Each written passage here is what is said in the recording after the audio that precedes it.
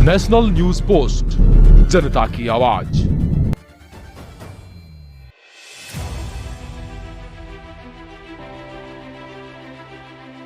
उत्तराखंड में हुए भर्ती घोटाले में सीबीआई जांच की मांग तूल पकड़ने लगी है। अब विपक्ष ने सरकार से सीबीआई जांच की मांग कर दी है। गुरुवार को हल्द्वानी में नेता प्रतिपक्ष यशपाल आर्य ने प्रेस वार्ता करते हुए कहा कि कई बड़े नेता और अधिकारियों के साथ भ्रष्टाचारियों की फोटो वायरल हो रही है और ऐसे में राज्य की संस्थाओं से निष्पक्ष जांच संदेहजनक है।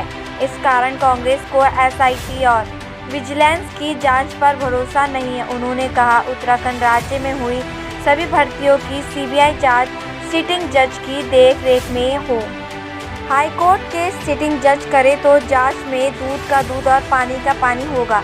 इस दौरान नेता प्रतिपक्ष यशपाल आर्य ने सरकार से पूछा कि भर्ती घोटाले में लिप्त भ्रष्टाचारियों पर क्या कार्रवाई हो रही है। उन्होंने कहा, सरकार ईमानदार है तो इसके लिए विधानसभा का 2 दिन के लिए विशेष सत्र बुलाया जाना चाहिए।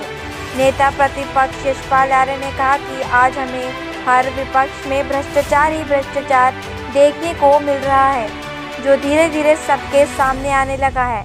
उन्होंने राज्य में भू कानून के पक्ष में बोलते हुए कहा कि उत्तराखंड में जमीनों की अंधाधुंध बंदरबाट हुई है।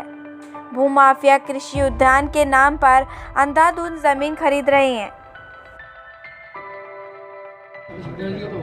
देखिए, कांग्रेस कोई सियासत या राजनीति नहीं कर रही है। जो प्रदेश के हालात हैं, जिससे भर्ती में घोटाला हुआ है, अधीनस्थ चयन सेवा आयोग या अन्य संस्थाएं या अन्य एजेंसीज में लगातार घोटाले, भ्रष्टाचार और अवैध नियुक्तियां, पैसे का खेल, पहुंच का खेल दिखाई दे रहा है। और जो गिरफ्तारियां हुई भी हैं, हमें लगता है कि धीरे धीरे ये मामला शांत होने के बाद ये चैप्टर क्लोज हो जाएगा। ऐसा होता रहा है। हमारी मांग है और कांग्रेस की मांग है कि माननीय उच्चतम न्यायालय या माननीय उच्च न्यायालय के वर्तमान माननीय न्यायाधीश की देखरेख में, उनकी निगरानी में यह जांच सीबीआई को करनी चाहिए, सीबीआई को सौंपनी चाहिए। आखिर सबकी मांग है, नौजवान भी चाहते हैं, बेरोजगार नौजवान भी चाहते हैं, जो बेरोजगार संगठन है वो भी चाहते हैं, जो प्रताड़ित नौजवान है वो भी चाहते हैं कि सीबीआई की जांच हो, सिटिंग जज के माध्यम से जांच होनी चाहिए। तो आखिर सरकार क्यों गुरेज कर रही है, क्यों परहेज कर रही है, ये प्रश्न है।